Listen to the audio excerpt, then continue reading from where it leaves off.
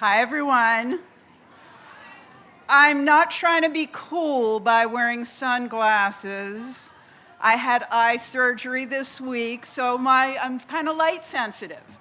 Okay, I am Laura Sturza, and this is The Super Saleswoman, an homage to my 99-year-old mom.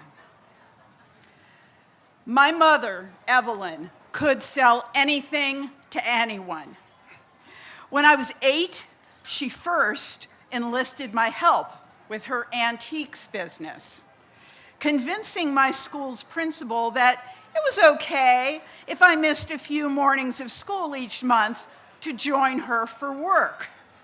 Mom sold the principal on the scheme by calling our job as roving hucksters a great educational experience.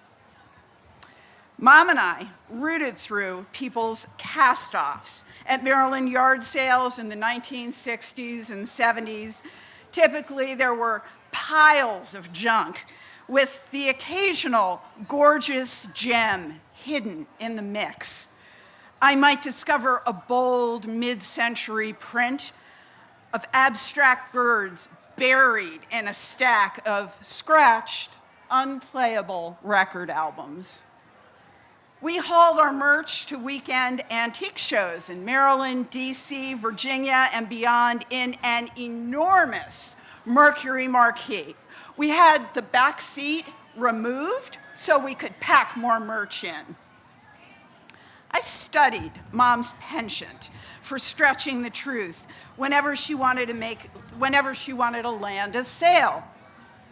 If a prospective buyer wasn't sure about an item or they said they were just looking, Mom shifted into high gear, telling stories to make the products seem more valuable.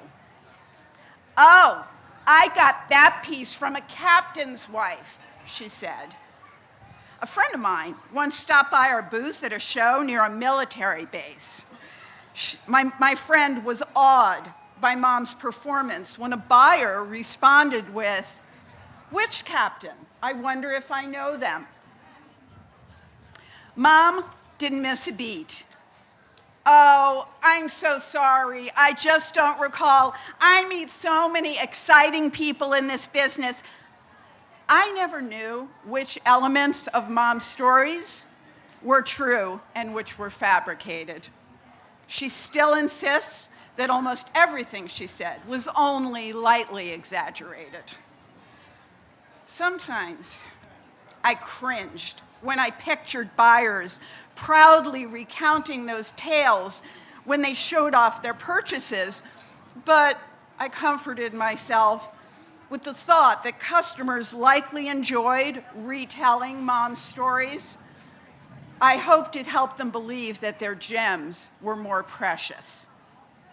Wasn't until I was an adult that I learned why becoming a successful saleswoman was my mother's destiny. She had grown up in the Bronx during the Great Depression, the daughter of a secondhand vacuum salesman who sold door to door to support their family of 7. Mom was the second youngest of 5 kids, but the one with the strongest sales drive at the time. So, as a child, she assisted her father, jumping in when he failed to close a sale.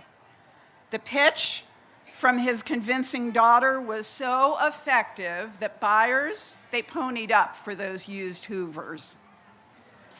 Mom put those skills to work in future jobs. She became a saleswoman for whom no meant revving up for advanced negotiations. After her dad passed away, Mom revealed he'd been a terrible salesman. "He laid it on too thick," she said. They saw his desperation. You have to reel him in with a good story, make them believe they can't live without what you're selling. Over time, Mom parlayed her work as an antiques dealer into an enormous business, managing 30 antique shows each year, featuring up to 100 dealers at malls including Tyson's Corner Center, Springfield Mall, and Wheaton Plaza.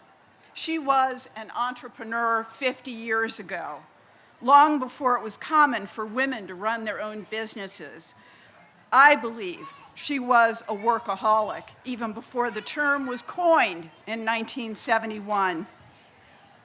I wondered whether she felt that with each antique show and each dollar made, she was freed from her past and could put to rest the memories of every door that had been slammed on her and her father in their eternal climbs up the staircases of those 6-story Bronx walk-ups.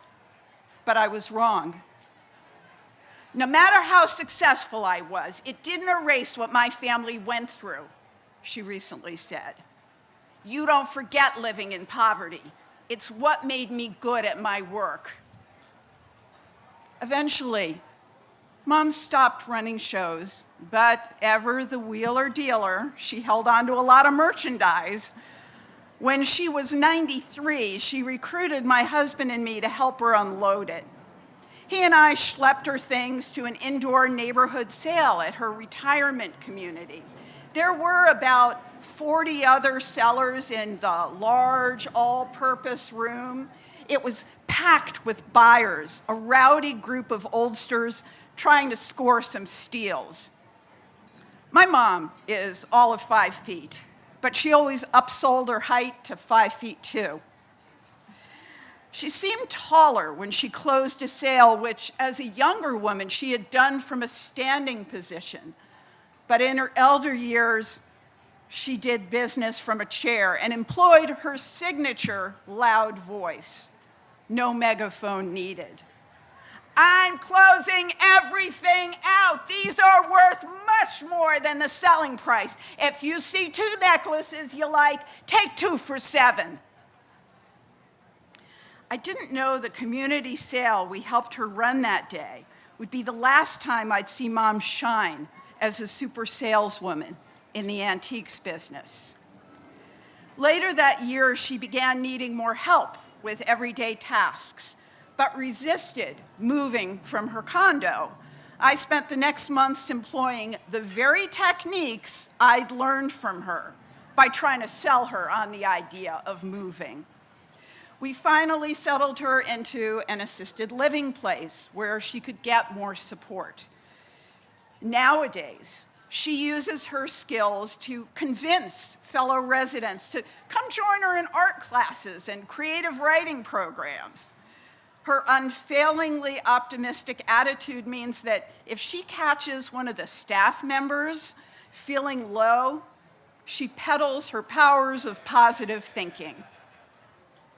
It's the secret to my longevity, she says. Plus, my upbeat attitude helped me survive the pressures of running that business. It didn't hurt with making all that gelt either.